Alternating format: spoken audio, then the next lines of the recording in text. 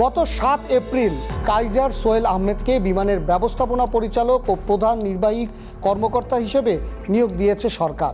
Gas উত্তোলনের company থেকে এখন তিনি সরাসরি বিমান উড়াতে চলে এসেছেন।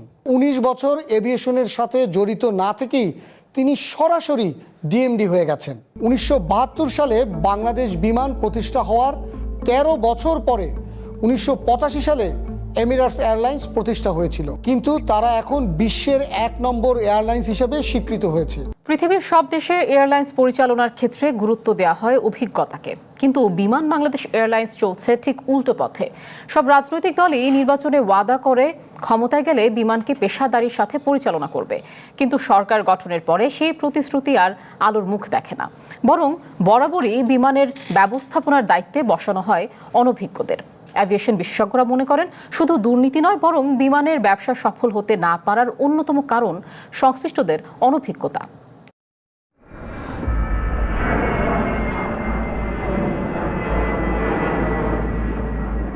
বিমান বাংলাদেশ এয়ারলাইন্স বাংলাদেশের রাষ্ট্রীয় পতাকাবাহী সংস্থা। এই প্রতিষ্ঠানটির প্রতি প্রতিটি বাংলাদেশেরই আবেগ জড়িয়ে আছে, কারণ পৃথিবী জুড়ে এটি বাংলাদেশের পতাকা বহন করে বেড়ায়। কিন্তু বছরের পর বছর এই প্রতিষ্ঠানটি লোকসানে আছে। পরিচালনা পদ্ধতি নিয়েও আছে নানা প্রশ্ন। সরকার যায়, সরকার আসে, পরিস্থিতির তেমন কোনো পরিবর্তন হয় না, কারণ কোনো সরকারই বিমানকে ব্যবসায়িক দৃষ্টিভঙ্গিতে দেখে না বলে অভিযোগ সংশ্লিষ্টদের।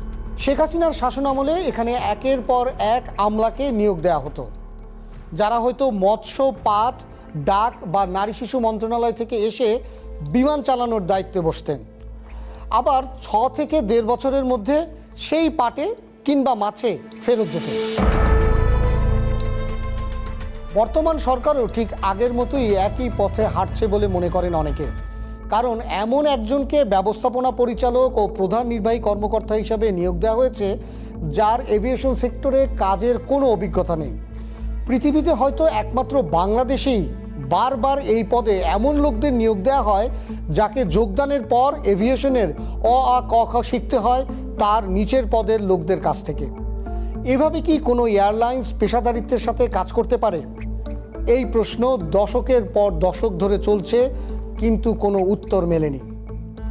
গত ৭ এপ্রিল কাইজার সোহেল আহমেদকে বিমানের ব্যবস্থাপনা পরিচালক ও প্রধান নির্বাহী কর্মকর্তা হিসেবে নিয়োগ দিয়েছে সরকার। কাইজার সোহেল আহমেদ বিমান বাহিনীর স্কোয়াড্রন লিডার হিসেবে অবসর নেন। এরপর তিনি বাংলাদেশে গ্যাস উত্তোলনের কাজে নিয়োজিত আমেরিকান কোম্পানি শেভরনে প্রজেক্ট অ্যাসুরেন্স টিম লিড হিসেবে যোগদান করেন। সেখানেই তিনি কর্মরত ছিলেন। গ্যাস উত্তোলনের কোম্পানি থেকে এখন তিনি সরাসরি বিমান উড়াতে চলে এসেছেন।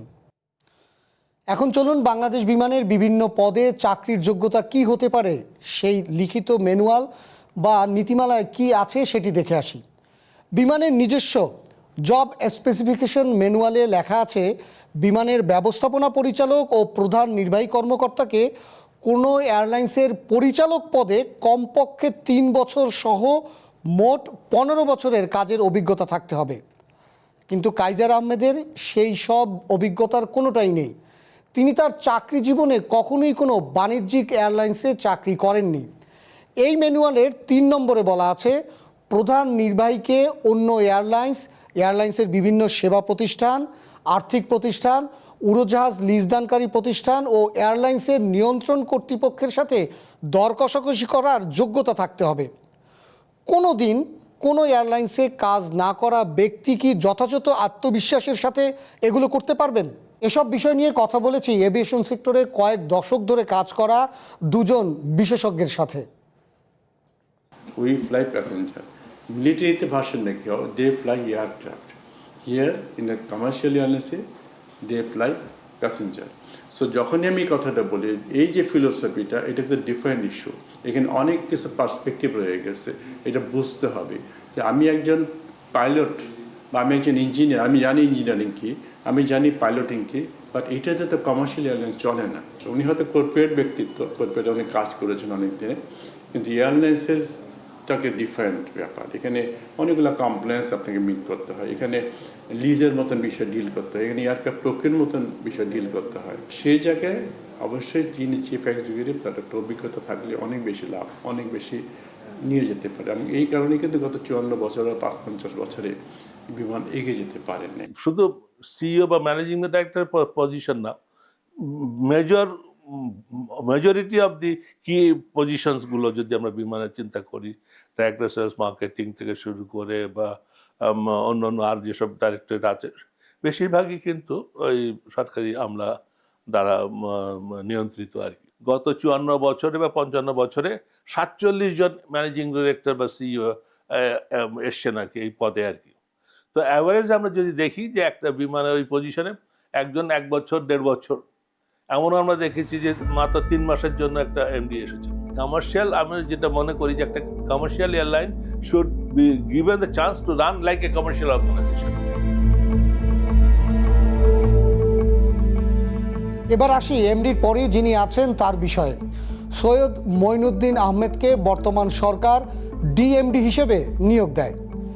এই নিয়োগের আগে তিনি বিমান বাংলাদেশ এয়ারলাইন্সের অ্যাসিস্ট্যান্ট ম্যানেজার হিসেবে 2007 সালে স্বেচ্ছায় অবসরে গিয়েছিলেন। তারপর কোনো এয়ারলাইন্সে কাজ করেননি। অ্যাসিস্ট্যান্ট ম্যানেজারের ওপরে আছে ডেপুটি ম্যানেজার, তারপর ম্যানেজার, এজিএম, ডিজিএম, জিএম এবং তারপরে হলো ডিরেক্টর। অর্থাৎ ডিরেক্টর পদের 5 ধাপের নিচের পদে থেকে তিনি স্বেচ্ছায় অবসরে গিয়ে লন্ডনে চলে গিয়েছিলেন। মাঝের 19 বছর এভিয়েশনের সাথে জড়িত না থেকেই তিনি সরাসরি ডিএমডি হয়ে গেছেন। এবার আসুন আমরা একটা তুলনামূলক বিশ্লেষণ করি। পৃথিবীর বিভিন্ন দেশের রাষ্ট্রীয় পতাকাবাহী বিমানগুলোর প্রধান নির্বাহী কারা এবং তাদের কাজের অভিজ্ঞতা কতটুকু। আমাদের পাশের দেশ ভারতের রাষ্ট্রীয় বিমান সংস্থা এয়ার ইন্ডিয়ার ব্যবস্থাপনা পরিচালক ও প্রধান নির্বাহী কর্মকর্তা হিসেবে যিনি আছেন তার নাম ক্যাম্পবেল উইলসন। তিনি 27 বছর ধরে সিঙ্গাপুর এয়ারলাইন্স সহ পৃথিবীর বিভিন্ন এয়ারলাইন্সে কাজ করে এখন প্রধান নির্বাহী কর্মকর্তা হিসেবে এয়ার ইন্ডিয়ায় আছেন। এরপরে আসি মালয়েশিয়ান এয়ারলাইন্সে। সেখানে প্রধান নির্বাহী কর্মকর্তা হিসেবে আছেন ক্যাপ্টেন নাসিরুদ্দিন বাকের। তিনি চাকরি শুরু করেছিলেন মালয়েশিয়ান এয়ারলাইন্সে। এরপর বিভিন্ন পদে চাকরি করে 30 বছরের অভিজ্ঞতা সঞ্চয় শেষে এখন মালয়েশিয়ান এয়ারলাইন্সের সিইও হিসাবে আছেন। আমাদের পাশের ক্ষুদ্র একটি দেশ মালদ্বীপ, সেখানকার মালদ্বীভিয়ান এয়ারলাইন্সের ব্যবস্থাপনা পরিচালক ইব্রাহিম আইয়াস, যার কাজের অভিজ্ঞতা এই এভিয়েশন সেক্টরে 16 বছরের। আর সিঙ্গাপুর এয়ারলাইন্সে যিনি প্রধান নির্বাহী হিসেবে কাজ করছেন তার এভিয়েশনের পূর্ব অভিজ্ঞতা 35 বছরের। একটি এয়ারলাইন্স অভিজ্ঞতা দিয়ে যে কোথায় চলে যেতে পারে তার একটি তুলনামূলক বিশ্লেষণ করতে চাই এমিরেটসের সাথে। এই তুলনাটি আমরা করছি এই কারণে যে 1972 সালে বাংলাদেশ বিমান প্রতিষ্ঠা হওয়ার 13 বছর পরে 1985 সালে এমিরেটস এয়ারলাইন্স প্রতিষ্ঠা হয়েছিল, কিন্তু তারা এখন বিশ্বের 1 নম্বর এয়ারলাইন্স হিসেবে স্বীকৃত হয়েছে। বিমান বাংলাদেশ এয়ারলাইন্সে এখন 21টি উড়োজাহাজ রয়েছে, আর অন্যদিকে এমিরেটসের রয়েছে 269টি। বিমান বাংলাদেশ এয়ারলাইন্স 15টি দেশের 23টি শহরে কাজ করে। এমিরেটসের ফ্লাইট যায় 85টি দেশের 158টি শহরে। এটি তারা করতে পেরেছে তার অনেক কারণের একটি কারণ, তারা এটিকে শুধু ব্যবসা হিসেবেই দেখেছে। কারণ প্রথম থেকেই এমিরেটস 1 নম্বর হবার জন্য অভিজ্ঞতার সুযোগ দিয়েছে। তাদের ব্যবস্থাপনা পরিষদটি যদি আমরা একটু দেখি তাহলে বুঝতে পারবো সেখানে অভিজ্ঞতার দাম কতটা দেয়া হয়েছিল। স্যার টিম ক্লার্ক, তাকে এখন এভিয়েশন ইন্ডাস্ট্রির সবচেয়ে অভিজ্ঞ এবং পায়োনিয়ার বলা হয়। তাকে 1985 সালে হেড অফ এয়ারলাইন্স প্ল্যানিং হিসেবে নিয়োগ দেওয়া হয়েছিল। 1985 সালে যোগ দেবার পর থেকে আজ পর্যন্ত তিনি এই এমিরেটসে আছেন এবং এখন তিনি প্রতিষ্ঠানটির প্রেসিডেন্ট। প্রধান নির্বাহী কর্মকর্তা অর্থাৎ সিইও হিসেবে আছেন আদেল আহমেদ আল রেদা। তিনি এমিরেটসে 1988 সালে অপারেশনস টিমে যোগ দেন এবং 38 বছর পর প্রধান নির্বাহী কর্মকর্তা হয়েছেন।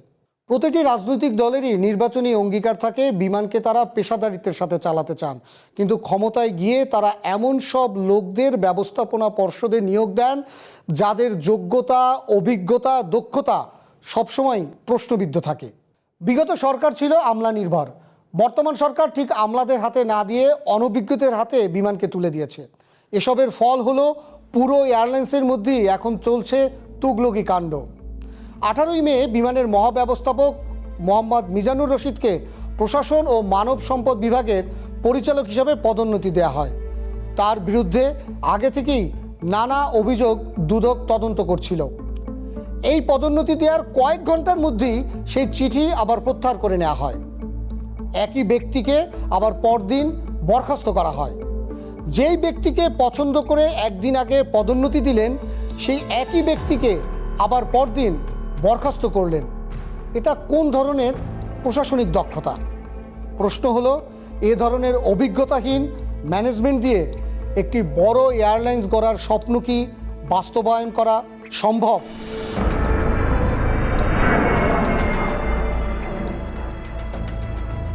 Parvez Reza, one news, Dhaka.